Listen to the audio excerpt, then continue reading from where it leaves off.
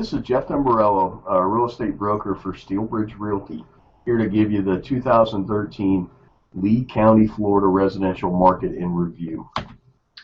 Disclosures, my work done for me and shared with you. I do this really to keep me up to date with the market. Information came from multiple sources: Lee County Clerk of the Court, City of Cape Coral, the Census Bureau, and the MLS. 5 things you need to know about 2013. Foreclosures assume the new normal status. I really think our channel for foreclosures going forward is going to be 200 to about 350, and I think they're going to bounce in and out of that until we over leverage and then correct. Total list pendants called to mortgage foreclosures. This just shows you the entire trend of what we went through to give you some perspective on where we are within the foreclosure trend. Because for a number of years, from essentially 07 until about 2012, the foreclosures were the primary driver in our market. Investment yields are starting to compress. There's the age-old battle of price versus value. In 2009 and 10, I had clients reporting to me that they were getting anywhere from 6 to 9% a year cash on cash. We're seeing, when we put properties in our spreadsheets, it's now in Lehigh Acres and Cape Coral, which were in kind of hotbeds for investor activity. We're seeing 3.5%, 4.5% a year cash on cash returns right now. New construction is already gaining market share, particularly within the gated communities. We did a study on Moody River Estates, and 46 of the there were 46 recorded sales last year, and 69% of those were new home sales. And they have a lot more contracts, and they're building a lot more. This is just what was actually recorded and delivered. D.R. Horton in Moody River is delivering new construction product at or near the cost of resale homes. And I took a look at Bellaterra. It looks a lot like it. The builders are really driving it. It's fascinating to watch, and it should spread from the gated communities out into just the scattered lots at some point as well. The market grew and the price grew last year. We had 12% more volume, actual dollars moving through the market. Median price was up almost 17%. The average was up 11%. A couple other noteworthy things: 60.7% of the sales were cash. That's pretty good. Nationally, it's 25%. And our distress percentage was 21.9%, which is down. The previous year, it was 31.8%. And at 21.9% of the sales counts being distressed, they really can't drive the market anymore. It's traditional activity that's driving the market. Bubbles of activity within the market. 75,000 in 2012 is pretty much where all the action was. All the action now is 125 with a little bump in the 90s as well. Some market specifics. Property types are changing. Single-family percentages of the market are down, while the condo type assets are trading at a much higher percentage within the market. Particularly villa attached, manufactured homes are up. All this to me points to more retirees as a percentage buying within the market. Just a snapshot of 2012. I'm not really going to bore you with all the specifics. Snapshot of 2013. Not going to bore you with all the specifics on that. Differences. The average price went up 2.7%. Sanibel doesn't have a lot of counts, but it actually blew up year over year.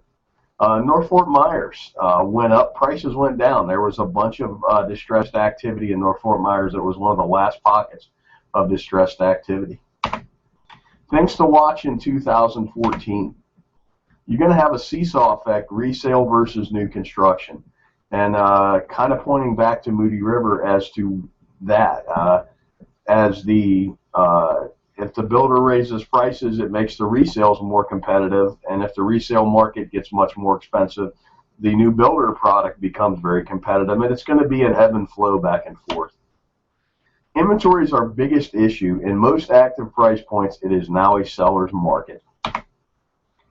Cape Coral's permit growth is slowing by percentages. Please note this is data for their fiscal year. It's still growing, but you have to understand the percentage of growth dropped slightly. For the last 2 months, it was up year over year. So this is more of a lagging indicator, and this should tell us by June, July, the Cape Coral permit counts, what the growth rate in Cape Coral was doing. The effect of retirees on our macroeconomic picture. I'm seeing interest rates rising, or a lot of talk of interest rates rising, which would hurt mortgage buyers, but would help retirees because they could get sustainable yields for their cash on hand. Also, prices up north are starting to go back up, which is going to allow more retirees to cash out and head south. We're also seeing within people we're doing business with, the mass cancellations and rewriting of health insurance is having two effects. If they're not making a lot of income, they're actually getting a subsidy for their health insurance, which helps them to have a little more money to retire. And those that are making significant income, some of their health insurance is going up, which is causing some of them to wait until age 65 to retire. It's going to change how some of them, some of the baby boomers retire to warmer climates. It's definitely something worth watching. Some work we did on the census numbers of what we did is we took the birth rate from 62 years and carried it forward. It really kind of gives you where we're going and what's happening. March of 08 is when our market turned, and that's right when the baby boom began. This little flattening out dip here is the Korean War. At 65, just give you an example, if the current trends of more people waiting towards 65, it's going to kind of push the peak of the retiree wave back 3 years. One thing to watch is the prices from mid-04 to 07 were primarily driven by leverage.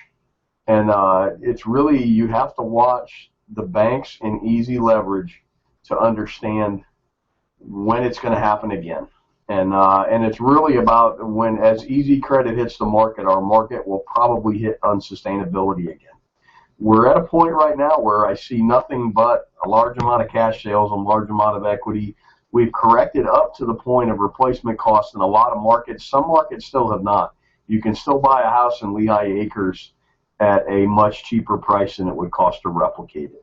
So, but going forward for pricing, you really have to watch the banks and what they are planning on doing. I'd like to thank you for watching this video. If you have any questions, why don't you give me a call, 239-671-8248. Thank you.